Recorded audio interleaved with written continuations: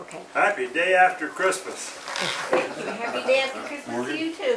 Oh, we're glad you could make it tonight. Geographical location called My Let's friend Say called It. me. We're over on Getting to Know Jesus, Volume 5, Let's Say It is Number 62. Lesson 62. That's on pages 105 to 116. And the Bible text is on pages 106 through 108. And the lesson notes are on pages 109 to 114. And Jesus is going to walk on water. And I see I've got to get something that I didn't get. So let me see if I can do that without upset. Oh, there we are. Okay, I'm happy now. And what we're going to talk about tonight is faith is when God doesn't make sense. So here's our little timeline. I would say we're pretty definitely into the third year of ministry now. We're still in Galilee. So we haven't passed this point here, but we're getting really close. So Christmas just passed. How many are worn out from all the family fun, food, festivity, and glad for some peace and quiet? We haven't gotten the piece of quiet yet. That's because you guys come over here to get it. Yeah. Yeah, that's right. We're coming over here to get it. Well, when we get moved over to the church building, they'll be coming because we'll have better child care. And so We're on 109, aren't we, Glenn? we're on page 109. Yeah, 109. yeah. The Bible text is pages 106 to 108, and the lesson notes are on page 109 to 114. Okay, well, did you experience something beyond your ability to comprehend? Could you use some time alone to get refocused and kind of get back on task? I had an interruption today that was like I wasn't done with the lesson. I had to do a little more for this lesson and actually probably for the remaining lessons than I've done in the past because all the other lessons I taught before. But now I'm having to do a lot more preparation, and I didn't have yesterday to work on it. I don't know why. Yeah. Everybody wanted to go over to Norman Cindy's with the family and open presents and stuff. But so I was really, and then I got an interruption. The girls. And gave Sylvia a hard time over it. But we survived, and I got done, and we're back. Have you ever felt challenged to do something that made absolutely no sense at all to do it? I mean, why would I do that? You know, but you did it anyhow. If you had to explain it to people, they would think you were crazy, a fool, stupid, or some other belittling description. How do you make sense out of being obedient to God? I said, I've had some people that have challenged some of the things and decisions and choices I've made, but in my heart, I do feel that I have been obedient to God. When I'm getting to heaven, He'll straighten us both out. But we'll see about that. We're in Matthew chapter 14, verses 22 through 23, Mark chapter 6, verses 45 through 52, and John chapter 6, verses 15 through 21. Notice that Luke dropped out of this account. Matthew, Mark, Luke, and John were all there for the feeding of the 5,000. But Luke didn't seem to think that what happened after the feeding was that important. So he lets them talk about it. Because it's in Luke, Len. The feeding of the 5,000 is in Luke, but what we're going to talk about tonight, Afterwards. what happened after the feeding of the 5,000, is not in Luke. He didn't just. These guys didn't have email to correspond back and forth. They didn't have CNN or Fox Cable or any of those, or satellite or any of that other stuff either. They just kind of word of mouth. This was a lot. Hope you can hear me over there. Pass it on to the next mountain, and that sort of thing. So Jesus has just fed over 5,000 people. So much is happening and about to happen that Jesus needs some time to refocus. Who is He? What is His purpose? Is He doing the right thing? Many questions are probably, I wasn't really there, so I have to assume that they were probably running through His mind. Jesus needs some time to pray. That seems a little odd, doesn't it, to you? Here He is, God in the flesh, and yet He, in all His strength and knowledge and wisdom and power and everything that He has, still needed time to talk to His Father. If Jesus needed time to talk to His Father, well, let's go to the first thing. Faith is when God doesn't make sense. When life gets overwhelming, pray. Matthew chapter 14, verse 22 and the first part of verse 23.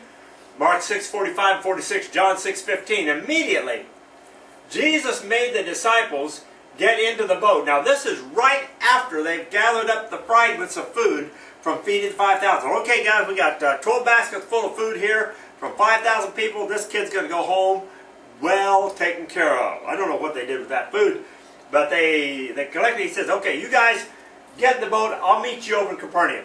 I bet they sent some home with a kid, had to pay him back. Now, Tom, or Morgan, back to your little comment. Get into the boat and go ahead of him to Bethsaida. Maybe I'm not wrong after all. So he dismissed the crowd. Now Jesus, and that seemed a little odd considering where they are. But that's what it says. Jesus, knowing that they intended to come and make him king by force, after leaving them, went up to a mountainside by himself to pray. Jesus tried to get away from the crowds for a little rest. The crowds in Capernaum for a little rest and relaxation. However, as we've already discussed, the crowds followed him over towards somewhere in the region of Bethsaida. Maybe not exactly. And Jesus had compassion on them, spent the greater part of the day preaching and healing. Well into the afternoon, probably towards the evening, he decides to feed them. And he does so in such a miraculous way. I would sure that if you saw that little, what he started with and prayed over, and what we all ate, you'd be pretty impressed too. I'm sure that most, if not all of those 5,000 men, plus the women and children that were there, were quite aware that he started out with 5 loaves and 2 fish. What's the word? The scuttlebutt or the murmuring through the crowd was, that's only 5 loaves and 2 fish. There's 5,000 of us. What's he going to do with that? Yeah. Wow! Look at that. Here's some for me. And they porked out. They had their fill. The way we pork. Well, Yeah. the crowds and followed them.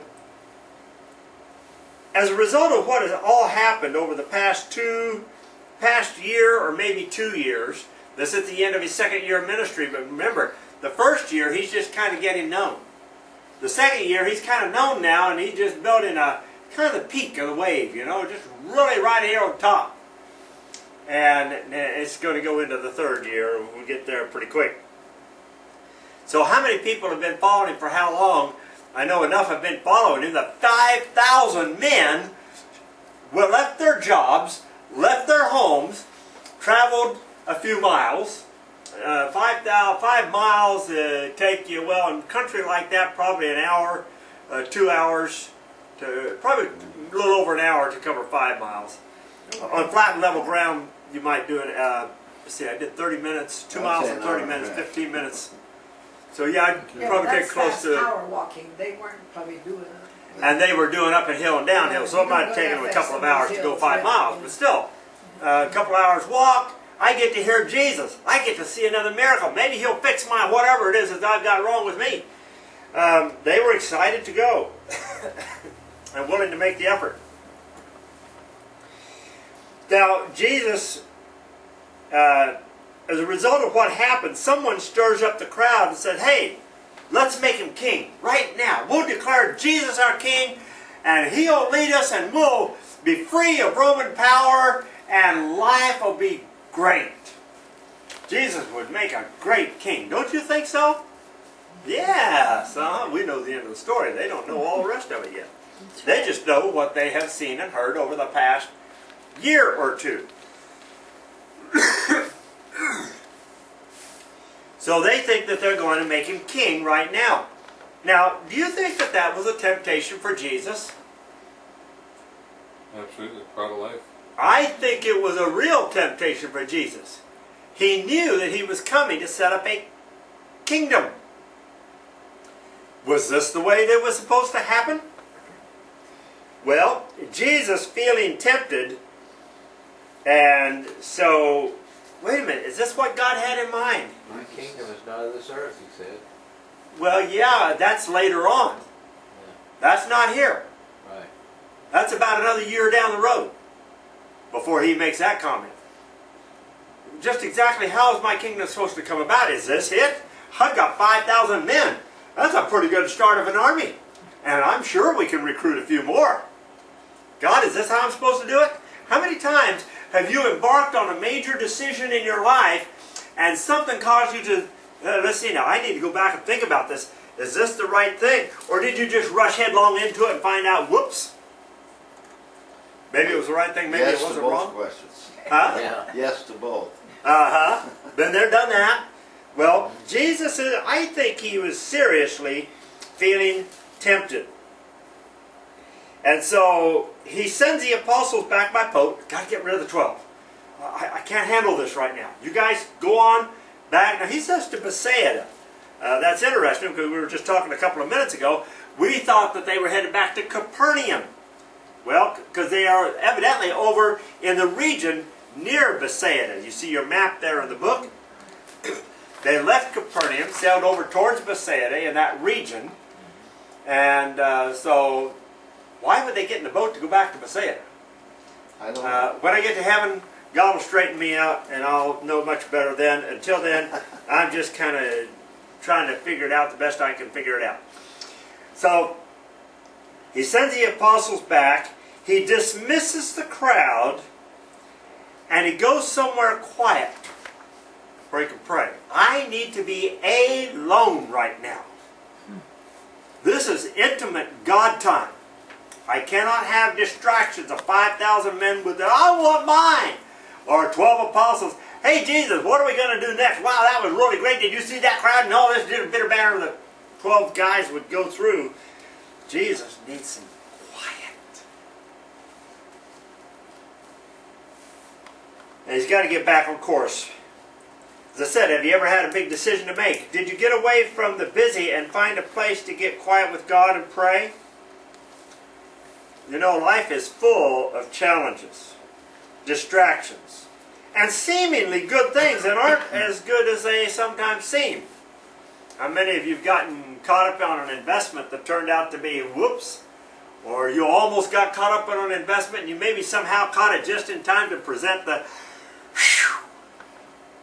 So, sometimes there's some things that are like big decisions. Just what am I going to do? And if you act on impulse, you may make the wrong impulse. You need some time to kind of think about it a bit. Being closely connected to God in prayer will help you get through those times and not lose your focus.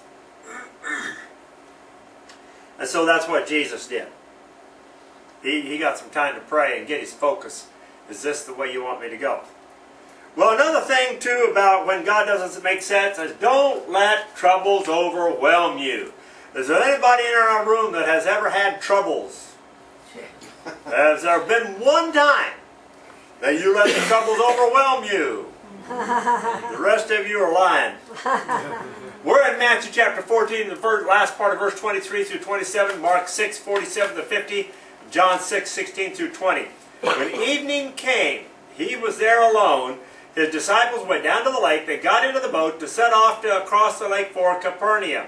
Now that supports you. Now somebody's going to take that and they're going to say, oh, Matthew and Mark are in contradiction with each other. That means the Bible's no good. We don't have to believe that stuff. I think they need to go and understand what Matthew and Mark are talking about. They head for Capernaum, but by now it was dark. And Jesus had not yet joined them. Well, they've already headed down the boat. They've evidently pushed off from shore. Jesus hasn't joined them. How's he going to join them? But the boat was already a considerable distance from land in the middle of the lake, and he was alone on the land, and he saw the disciples straining at the oars, buffeted by the waves because a strong wind was blowing and the waters grew rough, and it was against them. So no matter how hard they paddle one stroke forward and 3/4 of a stroke back. When they had rowed about 3 to 3.5 miles, excuse me, during the fourth watch of the night, he went out to them. The fourth watch, let's see now. Would the first watch be from 8 to 10? Second watch be 10 to 12, third would be 12 to 2, fourth would be 2 to 4 a.m. in the morning. Would that be about right? I think that's. Yeah. Is it every 4 hours or every 2 hours? I think they're only 2-hour watches. Then they They start at had 6 4 now. watches of 4 hours each. Well, that'd put him into the wee hours of the morning sunlight by then. Well, anyhow, fourth watch of the night, he went out to them, walking by the lake, and they were about to pass by them when they saw him walking by the lake, and they were terrified. It's a ghost, they said, walking on the water. And they cried out in fear because they saw him and were all terrified. But he immediately, he spoke to them, "Take courage, it is I, don't be afraid." A little late now. The apostles seemed to have trouble getting across the lake. One of those storms, you know, common to the Sea of Galilee, you guys, I think, has experienced one when you were out there, has come up, and the apostles are sailing against the wind, and they're having a hard time and haven't gotten too far in getting back to Capernaum. Now, we figure it was about maybe about 5 miles across the top. We'll get to our map here in just a little bit. That they had to row. Well, they're having to row now. They can't. Evidently, the storm. They can't hoist the sail and let the storm pull them. So they're, oh boy, and they're rowing this way, and the storm's pushing them that way. And instead of staying close to shore, they're getting shoved out into the middle of the lake. That's a good bit of ways. And they're having a hard time and haven't gotten too far towards Capernaum, and it's dark. And visibility is hampered by the late hour and the clouds and the wind. And in the midst of the storm, But how long wide is this lake now? about 13 miles, 8 miles wide and 13 miles tall. So they're 4 miles out. So there would be roughly 3.5, well, it said they rode 3.5 miles. Jesus walked 4 miles on the water. So he walked about 3.5, 4 miles on the water. We don't really know that. I mean, he might have just Period. teletransported himself yeah. to the... There's no reason why he could not have. We're going to talk on that or touch that in just a minute anyhow. In the midst of the storm, here comes Jesus. Absolute violation of the laws of physics. He walks across the lake like he was walking through a field on top of the water. Not even getting his shoes wet. And I'm sure the water is going like this, but where Jesus is, it's as calm as the floor I'm standing on. Every step he takes is just as calm as the floor I'm standing on. Not rattled by the storm one bit. And when you've got your feet grounded in God, you don't need to be rattled by the storm of life one bit. It's when we get our eyes off God. We'll talk about that here in just a minute. We're well acquainted with the laws of nature, physics, and science. We know that these laws are constant and unchanging, and that's what kind of helps us find peace in the midst of this world's turmoil. Knowing that solid is solid, and I can't go running through that, gives me confidence. Because if I have a solid wall between me and the person that would run after me, I've got protection. Knowing that I can only jump this high and I'm going to come right back down gives me confidence. The laws of gravity still work. I'm not going to go floating off into outer space and end up on some far planet where I cannot breathe. And where it's too cold or too hot, depending on where I am in relation to the nearest sun. So these laws of physics and nature and science are very, very assuring, and we depend on them a lot. Some trials, however, may challenge your trust in God's ability to help get you through that situation. God can alter His laws at will, and you and I must simply just work on trusting Him to be in ultimate control. And I know the time that I've gotten anxious, and has been over 17 years, a lot of times, God, am I doing the right thing? God, what's wrong with this? God, why isn't this happening? If I just, wait a minute, this is God's ministry. It doesn't solve my problem, doesn't get me any closer to where I want to be, but it takes the load off of me. And I have come to realize that the last thing I need to do is be stressed. It's not good for my health. I had one little heart attack, I don't want to go through another one. So the less stress, the less load I put on my heart, the less chances of it bailing out on me and leaving me out of this world. Which on the one hand might not be all that bad, but I'm not ready yet. I don't think Sylvia wants to be a widow yet. Sylvia's not ready to be a You widow yet. keep your bones on this side of the head. Of course, it depends on what day of the week you ask her. Or the day of the year, whichever it is. But Weekend. it does, how many times, let me ask this question. How many times have you been through something, oh, this was going to be really, really stressful, and somehow you accidentally remembered to take it to God in prayer, and the stress went away? The problem didn't go away, but the stress associated with it went away. And if you don't have the stress, you've got a lot clearer mind with which to tackle and solve the problem, or at least that part that you can solve. Have you felt that? Have you been there? I encourage you to try that if you haven't. Oh, here we go. Here is the Sea of Galilee. I would say this is the Jordan River right down here, coming right down into the sea. Looking south, down at Tiberias would be over here somewhere. Capernaum's around the curve here. Bethsaida's around over on this side, where he cast the swine, the demons into the swine. That was down probably around in here somewhere. And You have a better picture than there's that? the view. Yeah. And it looks a little stormy there, doesn't it? Your picture, Jim says, is better than his picture. That. Well, that's who's the credit on that picture? Roar Foundation. Roar Foundation. Okay, yeah. Productions. That was a guy that lived over in Cyprus that took that picture. Well, let's go on. Some problems require stepping out in faith. Matthew chapter 14, verses 28 to 31. Now, it's interesting that only Matthew records this account. Lord, if it's you, Peter replied, tell me to come to you on the water. Come, he said. Then Peter got out of the boat and he walked on the water and he came toward Jesus. But when he saw the wind, he was afraid. And he began to sink and he cried out, Lord, save me! And immediately Jesus reached out his hand, caught him, said, you of little faith, why did you doubt?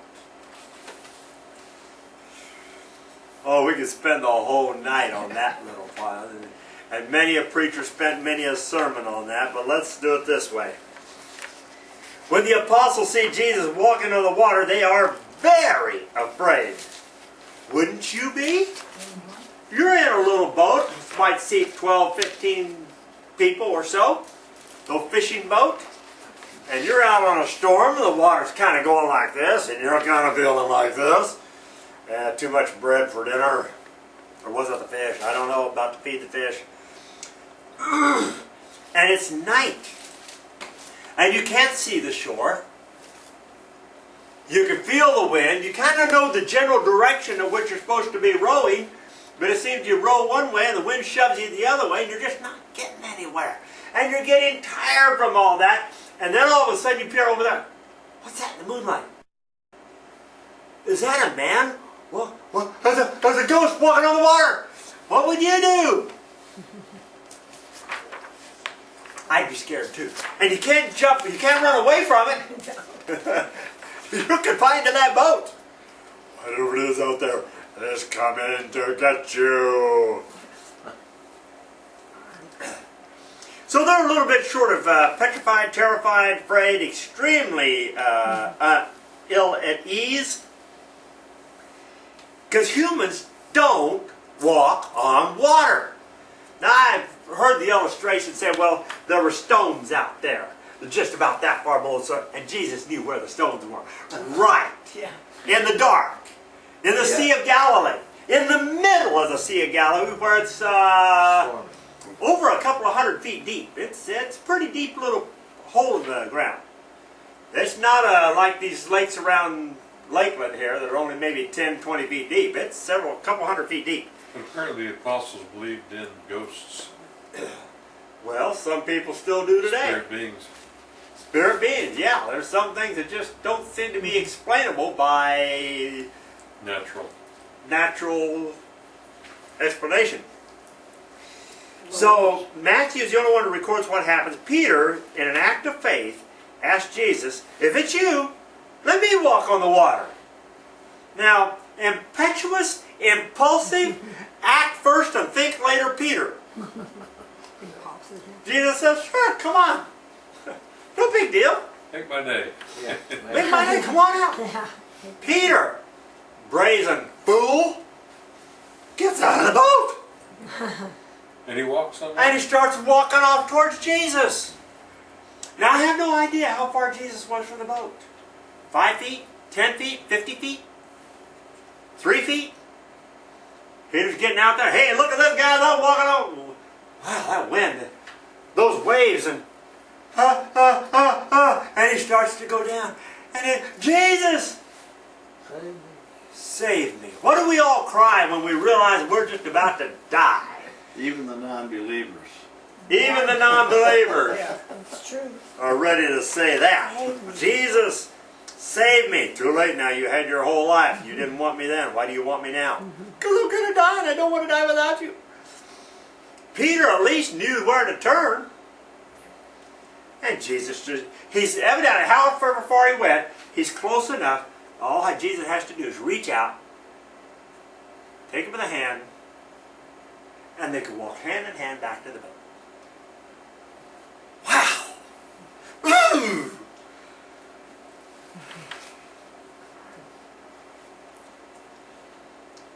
"12 men who have been with Jesus for well over a year. They've been called apostles for a year now. It was about a year ago. He said, okay, I want you 12 to be my apostles. And so they've been really intimate with Jesus. They've been spending time with him. And they have seen all the miracles he's done. They have experienced all the teachings that he has done. They've been very, very close. That's why I don't understand why they would be afraid when they see him walking on water. After all the things they've seen him do, it'd be just... At first they didn't recognize him as Jesus. Him, just like you see a form in the middle of a storm. Yeah, you just see a body. You see a And white it's not till form, the yeah. body gets a little closer and you've had time to focus on it. Oh, that's just Jesus. I mean, it's still, it'd be, oh! Is that Jesus? Jesus? Jesus, if that's you, don't be afraid, it's me. Well, if it's you, then bid me to come to you on the water. Peter gets out, goes for a walk. And only one, out of those 12 men, only one dared to do what Jesus did. If you want to walk on the water, You got to get out of the boat. you have to get out of the boat. Yeah. Is there something in your life that God is calling you to do to get out of your boat? Like start a church? Start a Bible study ministry that's supposed to go around to every church in the United States and around the world? Some undertakings are God-sized. And it's exciting if you can let God be in charge of it and just kind of, how can I be a part of this and go along for the ride? It can be very strenuous if you think you have to do God's job for it. Well, there's one more thing, and that is that God is the only one who can break his own laws. Matthew 14, verses 32 to 33, Mark 6, 51 to 52, and John 6, 21. Now, they were willing to take Jesus, and they climbed into the boat. Jesus climbed into the boat with them, and immediately the wind died down. We've been straining against this all night long just so you can come out here and scare the living daylights out of us and calm the storm. And those who were in the boat worshipped him, and they were completely amazed. You know, sometimes you just can't find a strong enough superlative to make the point you want to try to find with a superlative. You are the Son of God. For they had not understood about the loaves. Their hearts were hardened. But immediately, notice what John says, immediately the boat reached the shore where they were heading. Now wait a minute.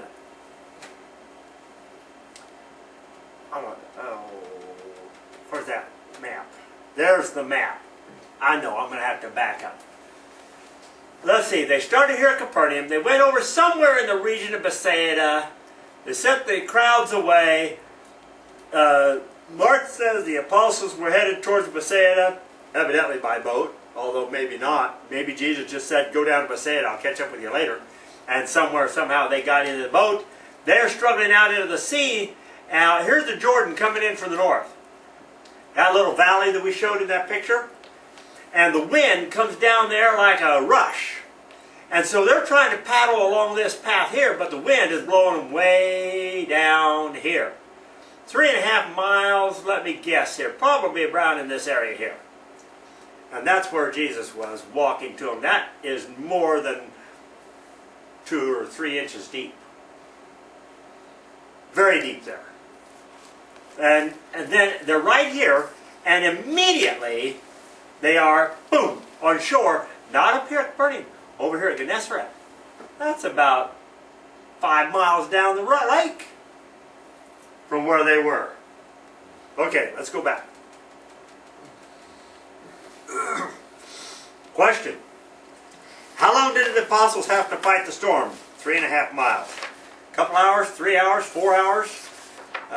They could have been rowing for their 4th watch. If they started out while it was still dusk, They might have been out there 8 hours. they'd been about 6, 8 hours before Jesus even showed up.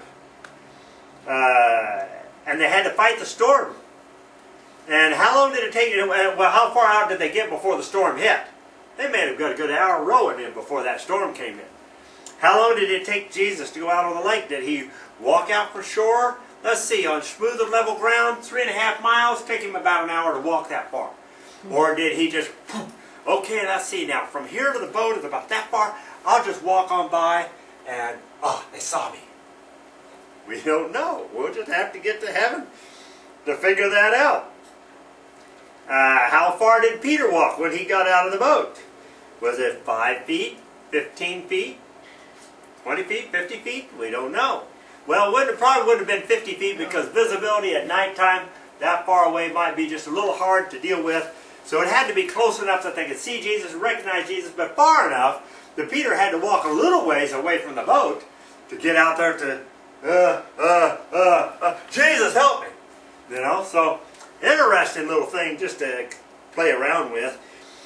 How did they reach the shore some approximately 5 miles from Bethsaida immediately? Wow. I don't know beyond what the scriptures say. Now, in less than 12 hours, let's go do a little review here. In less than 12 hours, we have seen Jesus feed 5,000 men, plus any women or children. We guesstimate the crowd 10,000. If they ever any of them brought their big families with them, it could have been 15,000 people that ate those 5 loaves and 2 fish. If most of the men left their families at home, it may have been just 6,000 or 7,000. I'm sure that some of them brought their families with them.